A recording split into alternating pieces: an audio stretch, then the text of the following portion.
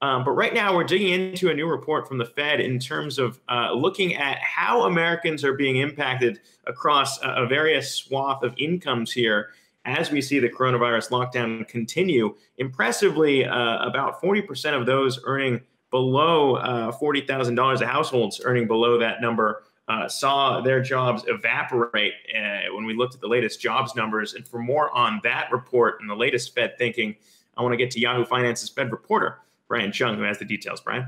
Yeah, Zach, well, you mentioned that pretty eye-popping statistic that 40% of those households that make under $40,000 a year did see a job loss after March. Now, that statistic was read out loud by Chairman Jerome Powell in his webinar yesterday, but he actually released the full report, a survey today that actually details even more detail in the extent to which a lot of these jobs were lost. So you actually had 19% of adults that reported losing a job in total across all income spectrums. That includes also people that were furloughed or people that had their hours reduced. That is closer to what we saw as the U6 unemployment rate in the Bureau of Labor Statistics report that we saw last Friday. But all of this really underscoring just the depth of the labor market damage that was done by COVID-19. What's also interesting about this report is that it really breaks down by income group how these different types of households were affected. So as I mentioned, we already know what's happened to those who have income less than $40,000, but Jerome Powell really trying to emphasize that the Fed research itself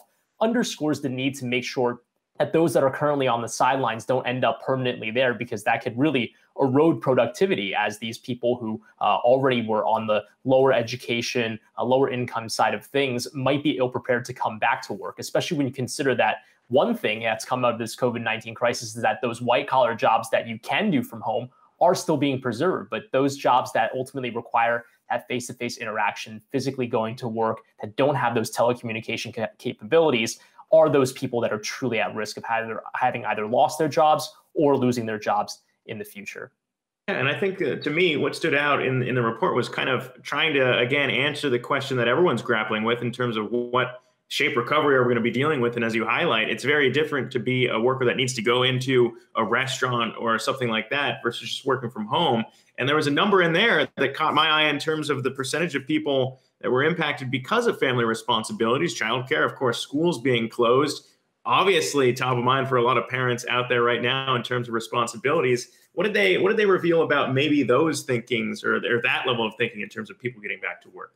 Yeah, well, largely, I mean, the survey was definitely quite dark when you consider that, yes, those low-income households having lost those jobs, but then also 3 in 10 adults saying they couldn't cover 3 months of expenses if they did lose their jobs, which is the case for over 20 million Americans here in the United States. But you do mention the one bright spot that's in that report, which is that you have over 90% of people anticipating that they'll be able to return to their job, or in some cases already having had return to their jobs since being laid off. So this is really the kind of idea here that we can get that V-shaped recovery if there is that argument, right? Maybe we can get everybody who currently lost a job back into the workforce on 2 fronts whenever A, the economy reopens, but then B, when it's safe enough and the curve has been flattened enough that people can safely go back without worry that they'll get ill and then have to take time off or be, leave their jobs again.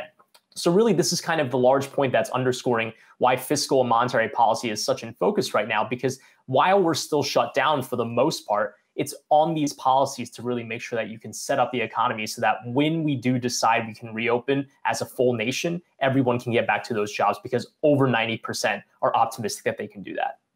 Yeah, and that would definitely support the snapback that a lot of people are hoping for. But until you start to see that trend, as we continue to see unemployment claims grow here week over week, it's tough to think that might be happening anytime soon. But Brian Cheung bringing us the latest on the Fed front, inside the mind of Fed Chair Jay Powell. Hey investors, Zack Guzman here. Are you interested in learning more about the markets and getting the latest financial news? Well, then click right here to subscribe to our Yahoo Finance YouTube channel.